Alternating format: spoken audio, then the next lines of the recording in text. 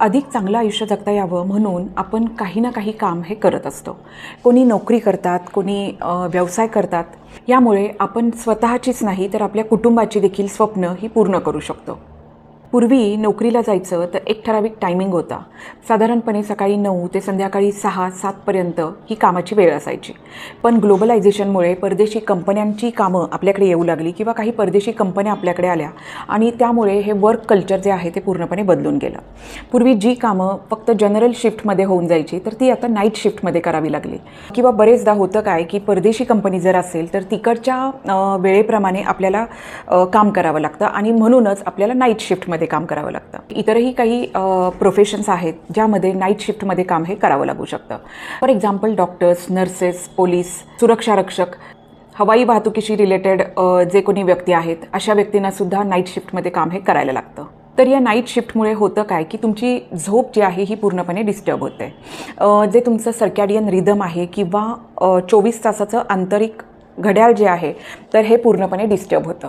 त्यामुळे अनेक गंभीर आजारांना आमंत्रण मिळू शकतं. आता जर तुम्हाला नाईट शिफ्ट करावीच लागत असेल, तुमच्याकडे दुसरा कुठलाही पर्याय नसेल, तर तुम्ही या धोक्यांना पूर्णपणे दूर करू शकत नाही. पण अशा काही गोष्टी आहेत की ज्यांना फॉलो केलं तर तुम्ही निश्चितच यामुळे होणारे वाईट परिणाम मात्र काही प्रमाणात कमी करू शकता. चला तर मग आज आपण जाणून घेऊयात की नाईट शिफ्टमुळे आपल्या शरीरावर नक्की कुठले कुठले वाईट परिणाम होतात आणि जर ही नाईट शिफ्ट करावीच लागत असेल तर मग असे कुठले बदल करायला हवेत की ज्यामुळे या नाईट शिफ्टमुळे कमीत कमी वाईट परिणाम आपल्या शरीरावर होतील. तर व्हिडिओ अतिशय इम्पॉर्टंट आहे, अतिशय महत्त्वाचा टॉपिक आहे. तुम्ही शेवटपर्यंत नक्की बघा. मी डॉक्टर शर्मिला इनामके स्वागत करते तुमचं आजच्या व्हिडिओमध्ये. तर सर्वप्रथम म्हणजे मी मगाशी सांगितल्याप्रमाणे की सर्कॅडियन रिदम अर्थात जे काही आपलं आंतरिक घड्याळ असतं शरीराचं तर हे डिस्टर्ब होतं. त्यामुळे जी काही आपली नॉर्मल सायकल आहे, झोपेची सायकल किंवा म्हणजे एका पर्टिक्युलर वेळेत झोपणं, एका पर्टिक्युलर वेळेत उठणं, तर ही जी काही सायकल आहे ही डिस्टर्ब होते आणि याचाच परिणाम म्हणून high blood pressure, diabetes, obesity यासारख्या समस्या या उद्भवू शकतात. नाईट शिफ्टमुळे पुढचा जो वाईट परिणाम होतो तो म्हणजे मानसिक स्वास्थ्यावरती त्याचा परिणाम होतो. दिवसा काम करणाऱ्या लोकांच्या तुलनेत जे लोक रात्री जास्त वर्षानुवर्ष काम करत आहेत तर अशा लोकांमध्ये सिरोटोनिन हे जे केमिकल आहे, हे जे रसायन आहे याची पातळी ही थोडी कमी आढळते. या रसायनाचं जे महत्त्वाचं काम आहे ते म्हणजे आपला मूड व्यवस्थित ठेवणं आणि म्हणूनच या सिरोटोनिनची लेवल जर डिस्टर्ब झाली तर त्यामुळे आपल्या मेंटल हेल्थमध्ये निश्चितच त्याचे परिणाम आपल्याला दिसून येतात. जसं की मूड स्विंग्ज होणं किंवा मूड चेंज होणं, एन्झायटी, डिप्रेशन यासारखे आजार आपल्याला कमी जास्त प्रमाणात काही लोकांमध्ये दिसून येऊ शकतात. नाईट शिफ्टमुळे अजून एक जो परिणाम होतो तो म्हणजे हृदयरोगाचा धोका वाढतो. बरेचदा असं दिसून आलेलं आहे की काही लोक हे फक्त नाईट शिफ्टमध्येच काम करतात. म्हणजे त्यांचं असं म्हणणं असतं की यामुळे आम्हाला दिवसाचा एक्स्ट्राचा वेळ हा आम्हाला मिळू शकतो. सायंटिफिकली जर आपण बघायला गेलो तर हे पूर्णपणे चुकीचं आहे. जर तुम्ही तुमची झोप सॅक्रिफाईस करून जर काम करत असाल आणि पुन्हा ती झोप तुम्ही दिवसाही भरून काढत नसाल तर निश्चितच त्याचा आरोग्यावर अतिशय वाईट परिणाम होणार आहे.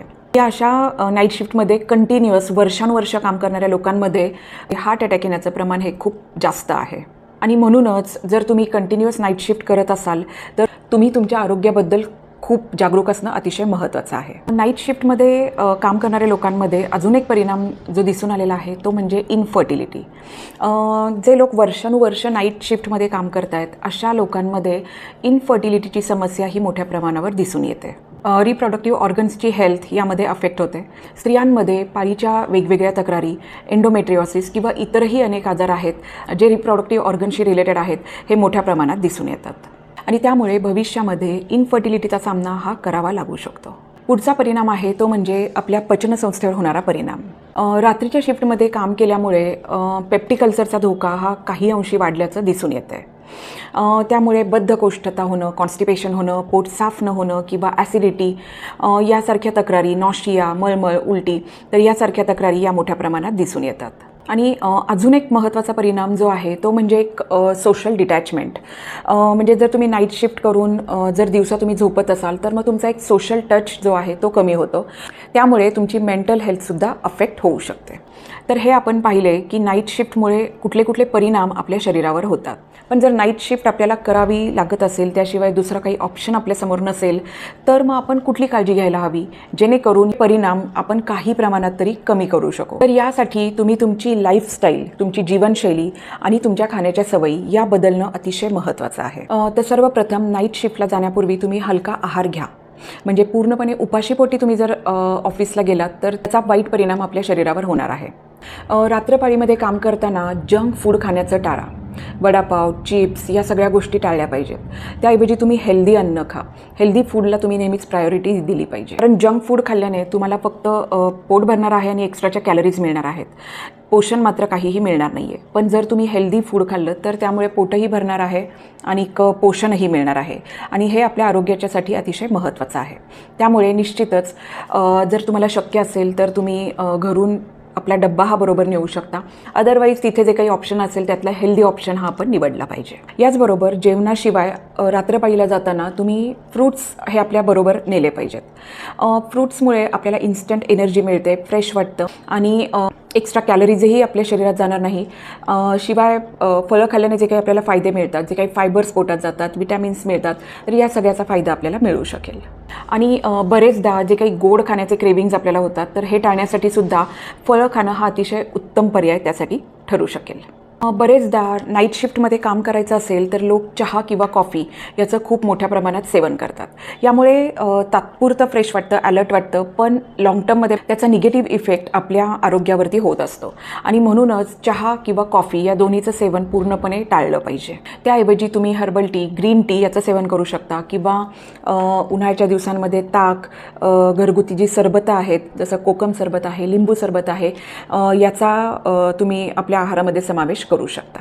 कारण यामुळे तुमचं डिहायड्रेशनसुद्धा कमी व्हायला मदत होईल आणि एक्स्ट्राच्या कॅलरीजसुद्धा शरीरात जाणार नाही. आणि बरेचदा हे दिसून येतं की रात्रीच्या शिफ्टमध्ये जे लोक काम करतात ते दिवसा त्यांची झोप पूर्ण करतात आणि त्यामुळे व्यायाम करायला त्यांना वेळ मिळत नाही किंवा हे त्यांच्याकडे खूप स्ट्रॉंग कारण असतं व्यायाम न करण्यासाठी. पण असं न करता आपण दिवसभरात कधीतरी ॲटलिस्ट अर्धा तास तरी व्यायामासाठी वेळ हा काढला पाहिजे. अजून एक महत्त्वाची गोष्ट म्हणजे सकाळी किंवा पहाटे जेव्हा तुम्ही नाईट शिफ्ट कंप्लीट करून घरी याल तर त्यावेळी तुम्ही जर लगेच झोप येत नसेल तर तसा जाणीवपूर्वक प्रयत्न न करता व्यवस्थितपणे फ्रेश होऊन काहीतरी हलका आहार घेतला पाहिजे. चहा कॉफी टाळलेलं बरं आणि त्यानंतर मग तुम्ही विश्रांती घेणं हे अतिशय महत्त्वाचं आहे. नाईट शिफ्टचे लोक हे साधारणपणे पहाटे किंवा सकाळी घरी येतात.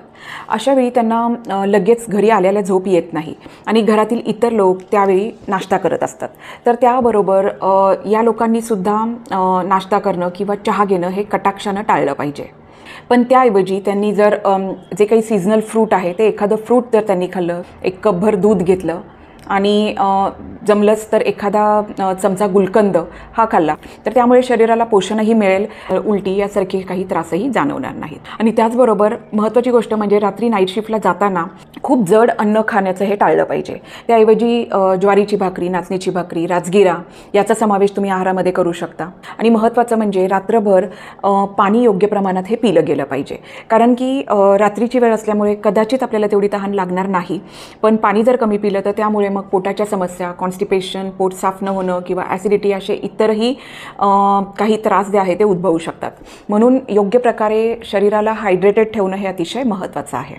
चहा कॉफीचं प्रमाण हे अत्यंत नियंत्रणात हवं आहे किंवा चहा कॉफी टाळली तर ते अतिशय चांगलं ठरेल. कारण यात असणारं कॅफीन जे आहे हे उत्तेजक म्हणून काम करतं आणि लाँग टर्ममध्ये त्याचे निगेटिव्ह इफेक्ट्स आपल्या शरीरावर होत असतात. आणि म्हणूनच डे टाईममध्ये सुद्धा, पण नाईट शिफ्टमध्ये तर चहा कॉफीपासून लांब राहिलेलं हे आरोग्यासाठी अतिशय चांगलं ठरेल. त्याचबरोबर नाईट शिफ्ट करणाऱ्या लोकांनी स्ट्रिक्टली रोजचं 10 मिनिट मेडिटेशन जर केलं तर जे काही मेंटल हेल्थ इफेक्ट्स होतात तर हे कमी व्हायला निश्चितच त्यामुळे मदत होऊ शकेल. अजून एक खूप महत्त्वाची गोष्ट आहे ती म्हणजे जे लोक नाईट शिफ्ट करतात ते दिवसासुद्धा जास्त बाहेर पडत नाहीत आणि म्हणूनच विटॅमिन डीची कमतरता ही या लोकांमध्ये मोठ्या प्रमाणात दिसून येते. तर कटाक्षाने अशा लोकांनी सकाळी घरी आल्यावरती एक अर्धा तास तरी उन्हामध्ये वेळ घालवला पाहिजे, जेणेकरून विटॅमिन डीची कमतरता ही शरीरामध्ये होणार नाही. कारण त्यामुळे शरीरावरती वेगवेगळ्या प्रकारे परिणाम होताना दिसून येतात. तर दिवस हा कामासाठी असतो आणि रात्र ही झोपण्यासाठी असते. झोपेमध्ये आपल्या शरीरातल्या प्रत्येक अवयवाला ही विश्रांती मिळते, काही पेशींची पुनर्निर्मिती होते आणि त्यामुळे येणाऱ्या दिवसासाठी आपण पुन्हा तयार होत असतो. ही प्रक्रिया रोज चालू असते आणि त्यामुळेच आपली प्रतिकारशक्ती ही चांगली राहते.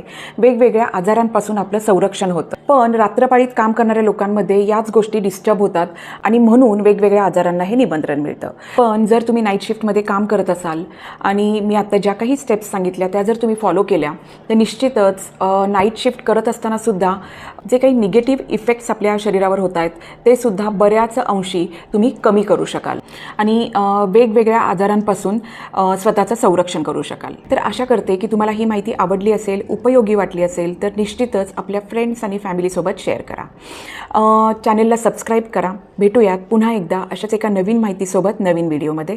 Till then stay happy, stay healthy. Thank you.